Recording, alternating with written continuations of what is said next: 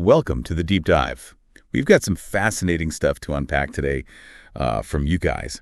It's about this movie, Age of Consent, a 1969 film by Michael Powell. Yeah. I was doing a little reading up on this, and it's like a drama and a romance, a comedy, all set against the backdrop of Australia's Great Barrier Reef. Yeah. So, get ready for some beautiful scenery. Oh, yeah. The visuals in this film are incredible. They really transport you to the Australian coast. It almost becomes a character itself, you know? Oh, I've seen that in some of the stills. It looks incredible. Yeah. Definitely not your average, beach romance, though. Trust me. No, not at all. We're going to be talking about some pretty heavy themes, like artistic inspiration. Yeah. An artist finding themselves again. Right. And this mentor-muse relationship, let's just say it's complicated. Yeah, it's definitely unconventional. It raises a lot of interesting questions. Yeah, for sure. So, okay, for those who haven't seen Age of Consent, let's set the scene a little bit. The film follows Bradley Morahan, and he's played by James Mason. Fantastic actor. Yeah, and Bradley's this disillusioned artist who decides to head to this remote Australian island. He's looking for, a creative spark, right? Yeah, he's searching for solace, for inspiration, a fresh start. And that's where he meets Cora. Played by Helen Mirren. Yes. And this was her debut role. Can you believe that? Amazing, isn't it? So young. And she totally nails it. And she becomes his muse, which is where all those interesting dynamics start to come into play. It's fascinating how the film tackles their relationship, because the age difference is obviously a big part of it. Right. But the story doesn't focus on just the romance. It's more about the artistic connection they have, that mentorship. I think it'll really make you think about how you perceive that dynamic. It's definitely going to challenge some perspectives. And speaking of phenomenal performances, we got to talk about Mason and Mirren. I mean, Mason just embodies this, world weariness. You can feel the weight of his character's search for meaning. Oh, absolutely. And Mirren, like I said, first film role ever. And she just owns it. She's captivating as this young woman who's yearning for freedom. It's hard to believe it was her first time on screen. Really remarkable. And speaking of remarkable, this was Michael Powell's last film. Oh, wow. I didn't realize that. Yeah, he was such a visionary director, really pushed boundaries and explored some complex themes. And you can see his style all over Age of Consent. Okay, so we've got this layered film with amazing actors directed by a legend. But let's talk about those visuals. Like I mentioned, that scenery is incredible. Oh, it's breathtaking. The cinematography by Hannah Staudinger is just phenomenal. The way he captures the Australian landscape, like those beaches, the ocean, the colors, it's almost like you're watching a painting come to life. You really get a sense of the beauty and vastness of the natural world, and there's this really intentional use of natural light and color. Oh yeah, I noticed that. It just accentuates Cora's youthfulness and energy, and it really emphasizes Bradley's artistic vision, You'll notice how they use those vibrant colors to highlight the human form against the backdrop of nature. It's visually stunning. It's like those colors are telling their own story. Yeah, exactly. So we've got the visuals, the amazing acting, but what about the deeper stuff? What are the main themes and what's the overall feeling or tone of the film? Well, as we touched on, artistic inspiration and this idea of personal renewal, those are really at the core of it. It's about how those things intertwine with that whole complex mentor-mentee dynamic between Bradley and Cora. And the tone is interesting. It mixes lighthearted comedy, especially with the character of Nat. Oh, yeah, Nat. I was wondering about him. He brings this really fun energy to the film. Yeah. But then it also has these moments of deeper reflection on aging, on finding purpose. It's a really interesting balance. So it's not just a light and fluffy film. It's got some depth to it. Yeah, definitely. It makes you think. And I read that it's actually gotten some criticism too, right? Yeah, some critics found the pacing a little slow, and they weren't crazy about the episodic structure. It doesn't work for everyone, I guess. And of course, the age difference between the main characters. Right. It was handled with sensitivity for the time, but it might make some modern viewers uncomfortable. It's important to consider the context of when it was made, but also to acknowledge how societal views have evolved. Yeah, definitely. So putting aside those criticisms, what do you think makes Age of Consent a film that's worth watching now, in this day and age? What kind of lasting impact has it had? Well, for one, it's just visually stunning. And Mirren's performance is incredible, but it also gives us this unique look into the natural beauty of Australia. It was a cross-cultural project, actually, a British director with an international cast filming in Australia. It captures a very specific time and place, which adds another layer of intrigue. It's like a time capsule in a way. Yeah, exactly. Okay, so for our listeners who are interested in exploring similar themes or visual styles, are there any other films you'd recommend checking out? Absolutely. If you loved the stunning landscapes and those kind of unconventional relationships, definitely watch The Piano. It's set in a completely different place, but it has that same evocative power of nature. And it explores themes of female agency and desire. Then there's Cinema Paradiso. It captures the magic of cinema and that bittersweet feeling of time passing, kind of like how Age of Consent explores art and transformation. Great recommendations. I'll make sure to include those in the show notes. All right, before we move on to part 2 of our deep dive, Okay. let's do a quick recap of what we've covered so far. So we introduced you to Age of Consent. We talked about the basic premise, this older artist finding inspiration through a complicated relationship with a younger woman. We also touched on those fantastic performances by James Mason and Helen Mirren, and of course those breathtaking visuals. Oh, and the way the film blends lighthearted comedy with those moments of deeper reflection. Yeah, it's a really fascinating mix. We also acknowledged some of the criticisms it's received, especially the pacing and the age difference between the main characters. Right. But we also highlighted its legacy, like how stunningly it portrays Australia and how it stands out as this unique cross-cultural project. Exactly. And we even gave you some recommendations for films with similar themes. Perfect. Now, before we jump into part 2, where we're going to dive even deeper into the symbolism and the psychology at play in Age of Consent, I want to leave you with something to think about. Does art require sacrifice? And how does Age of Consent explore that idea? Keep that question in mind as we continue this journey. Welcome back to our deep dive into Age of Consent. Remember that question we left you with? Does art require sacrifice? I do. Well, as we start to unpack the symbolism and those visual motifs in the film, you might find yourself looking at that question a little differently. I'm all about those hidden layers. Symbolism in film is just so fascinating. Well, let's start with the most obvious symbol, right? The Australian landscape. It's not just a pretty backdrop, right? It represents this freedom, this escape, like going back to something primal almost. You notice how Bradley just comes alive when he's surrounded by all that natural beauty? Yeah. It's like the island is waking up his senses and that artistic vision he had. It's like he's shedding this layer of, cynicism. Right. And rediscovering this more authentic way of being. Right. And the colors, I feel like they're using light and color to show us what's going on inside the characters, Like it's its own language. Exactly. Think about Cora with all that youthful energy. She's often bathed in this warm, bright sunlight. It's connecting her vitality to the landscape itself, like the island's awakening something in her too. And as Bradley finds his inspiration, the colors around him become more vivid and alive. Remember that scene where he's painting Cora? The way the light hits her skin, it's like she's glowing. It's such a beautiful way to show how she brings light back into his life, literally and metaphorically. Did a great contrast, too, with those darker, more enclosed spaces that Bradley's in back in New York City. Oh, yeah. Those urban settings. They feel so heavy, almost suffocating, Like it's reflecting his artistic block and how trapped he feels. Yeah, it represents this creative and spiritual stagnation that he's desperate to get away from. Another thing you'll see pop up again and again is water. The vast ocean, cleansing rain, even just that simple bathtub where Cora washes her hair. Each one adds another layer of meaning. I love that scene where Cora's swimming naked in the ocean. Powerful imagery, right? So powerful. It's like this ultimate image of freedom and pure, uninhibited nature, almost like a baptism. Like she's being reborn or returning to this pure state. You're spot on. Water in this film especially signifies cleansing and renewal. Cora's presence, which is often tied to these water images, washes away Bradley's cynicism and reawakens this joy of creation within him. It's like she's this force of nature herself. It's like she can wash away the old and make way for the new. Yeah. And it's not just with Cora either.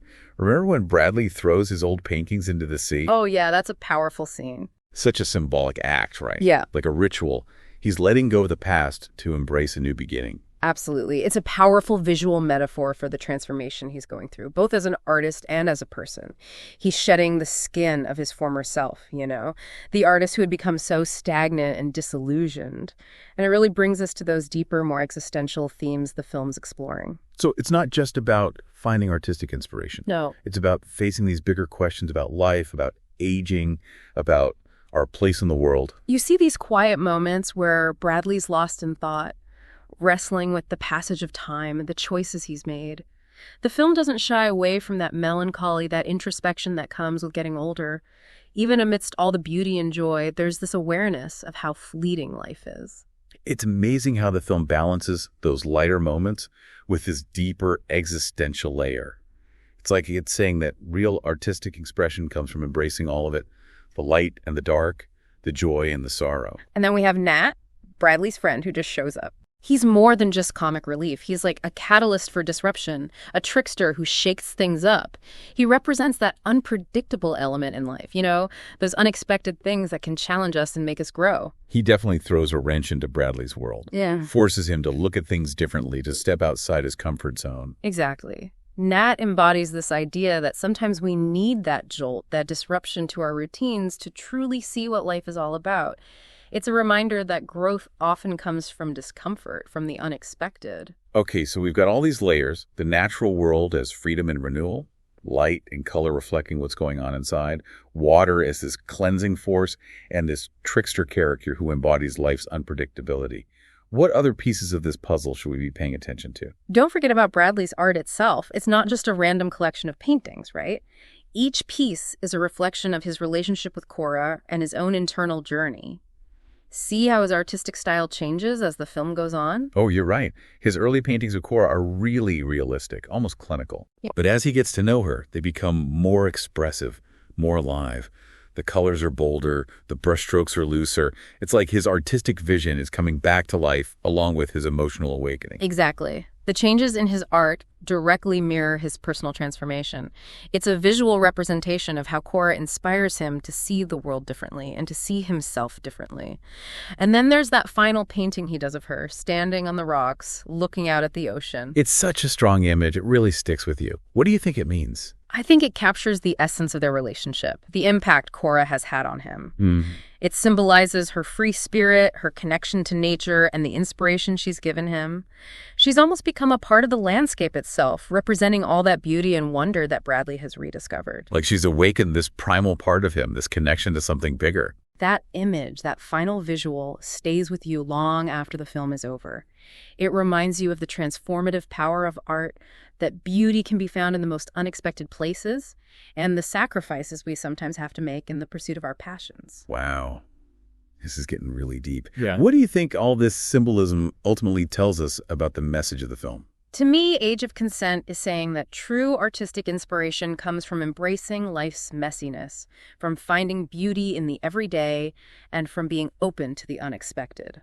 And from those connections we make with others, right? It feels like there's a lot to uncover here about the character's psychology and the desires they represent, even subconsciously. There is, and that's exactly what we'll be exploring in the next part of our deep dive.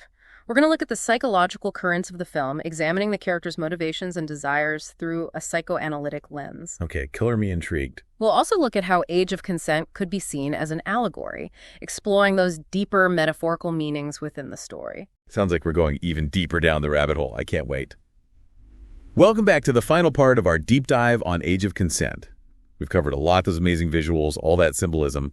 But now, as promised, we're going even deeper into the psychology of these characters and all those allegorical layers of the film. It's time to put on our psychoanalyst hats and really dive into those subconscious desires and motivations driving these characters, I am ready. Hit me with some serious analysis. Where do we even start? Well, let's go back to Bradley. He's an artist who's lost his way, right? He's looking to find himself again. But there's more going on beneath the surface. He's struggling with getting older, with the fear that he's lost his creative spark for good. His trip to the island isn't just about getting away physically. It's about trying to recapture his youth, to reignite that passion. It's like he's surrounded by all these symbols of youth and vitality, the landscape, Cora's energy. It's like he's trying to soak it all in. Exactly. And Cora, she represents this kind of pure innocence and freedom. She's uninhibited, connected to nature, not afraid to express herself. She embodies this carefree spirit that Bradley, I think, both admires and envies. You could even say she's like this classic muse figure. She awakens his creativity and challenges the whole outlook on life. That's a great point. Their relationship goes beyond the age difference. It's a clash between two opposing forces. Experience versus innocence, cynicism versus optimism. Through their interactions, Bradley's forced to confront his own limitations and see the world in a new way. It's like she's holding up a mirror to him, making him see his own fears and insecurities. Speaking of mirrors, I noticed there's a lot of reflections in the film. Characters reflected in water and windows, even in each other's eyes. Those reflections are doing more than just looking pretty, right? They symbolize the internal journeys these characters are going through. They're forced to look at themselves, examine what they really want, what drives them. And the film is inviting us, the viewers, to do the same. So it's not just sitting back and watching. It's about looking inward, thinking about our own lives and choices. Exactly. And that brings us to that allegorical layer of the film. Age of Consent is more than a story about an artist and his muse. It's exploring the human condition, These bigger themes of creativity, mortality, the search for meaning in a world that doesn't always make sense. Okay, how so? Well, think about Bradley's journey to the island. It's not just a physical journey. It's a metaphor for going deep into his own mind, his subconscious. So the island is like his inner world, a place to confront those hidden fears and desires. Right. And the people he meets there, Cora, Nat, they're like symbolic representations of different sides of his personality. Cora embodies that desire for freedom and creative expression, while Nat represents change, that unpredictable nature of life. Like he's having this conversation with different parts of himself. Exactly. And through this internal struggle, he eventually finds some peace, some acceptance. He learns to embrace all sides of life, the good and the bad, the light and the dark. It's a journey we all go through in our own way. Age of Consent isn't just beautiful to look at. It's a film about what it means to be human.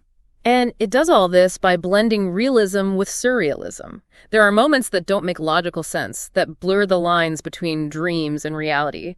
Like that scene where Bradley paints Cora with that glowing paint and she just lights up in the darkness.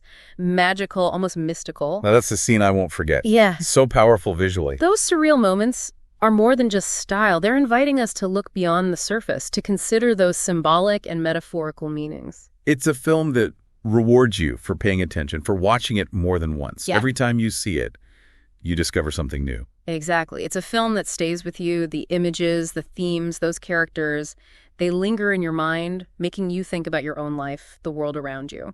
So as we wrap up this deep dive into Age of Consent, what are the key takeaways you hope our listeners will, take with them? Well, I hope they've come to appreciate how rich and layered this film really is. It's not just pretty to look at. It's a work of art that speaks to us on so many levels, inviting us to think about creativity, about our own mortality, about what it means to be alive. And hopefully they'll be inspired to watch it again, this time with a more critical eye, to think about all those psychological and allegorical layers we've talked about. Absolutely. And I hope they leave with a sense of wonder, a renewed appreciation for the power of film to really explore what it means to be human. Age of Consent, even decades later, it still resonates. It still makes us think. It's a testament to how art can challenge us, inspire us, and connect us in a profound way. Couldn't have said it better myself.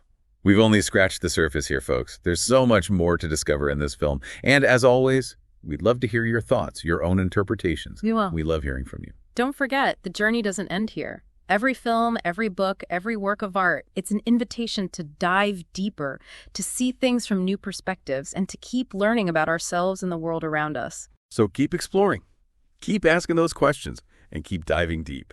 Until next time.